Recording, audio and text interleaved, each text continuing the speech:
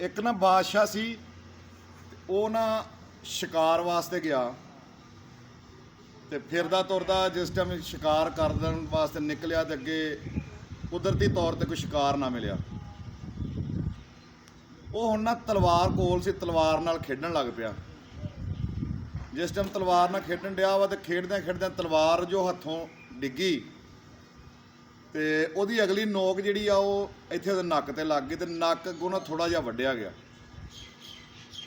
जिस टाइम नक वड्डिया गया हुण उस तरह ही वो वापस आ गया अपने दरबार च।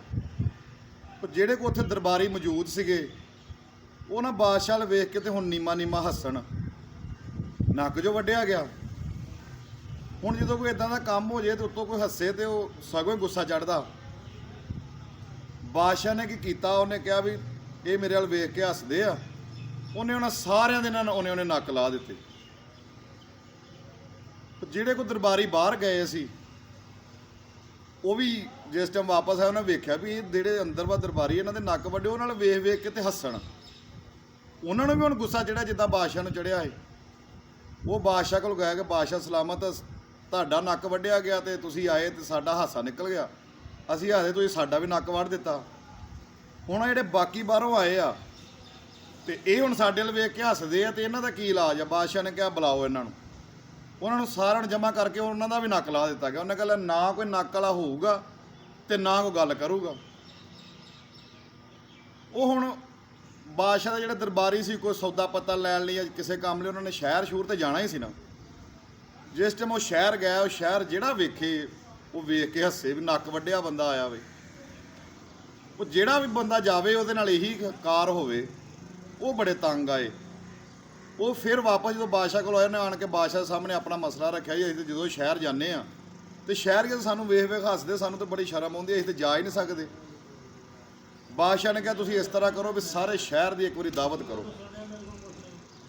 सारे शहर की जिस टाइम दावत की सारे आए, खाना खुना खादा, खाण तो बाद बादशाह ने हुक्म दिता कि सारे शहर वाले जिन्ने भी आए इन्हां दा नक वड़ दिता। हुण सारिਆਂ ਦਾ नक वड्डिया गया। जिस टाइम नक वड्डिया गया सारिਆਂ ਦਾ वो हुण सारा शहर एक जिहा हो गया। वो काम चलदा रहा, ना तू मैनू वेख के कहण जोगा ना मैं तैनूं वेख के कहण जोगा, क्योंकि सारे तो नक वड्डे सी। हुण ना कोई नक वाला होवे ते ना कोई आवाज़ उठावे।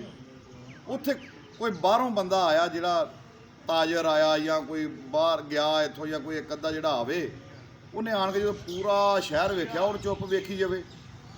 वो जे हुण सारिਆਂ ਨੂੰ गल दसे भी आ मसला वा ये की तुहाडे नक लथे, हुण सारे कहण भी नक ते हुण सारिਆਂ दे लथे, कौन कहे भी नक लथेआ काम ठीक नहीं।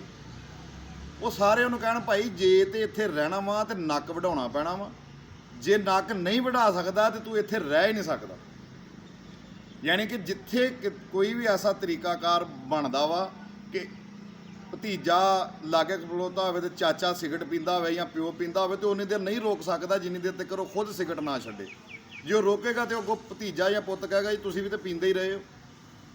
यही इसे तरह का एक निज़ाम साडे माशरे 'च हुण पाया जा रहा वा कि जिहड़ा बंदा करप्ट वा या कोई गलत वा या किसी भी तरीके का वो हुण जिस टाइम रह रहा हुंदा वा दूसरा आण के जे सही गल भी करनी चाहुंदा वा तो उन्होंने कहते हैं भी सही गल जे तू कीती साडे वर्गा होएगा तो इत्थे रहेगा, वरना तेरा इत्थे रहना ही मुश्किल आ।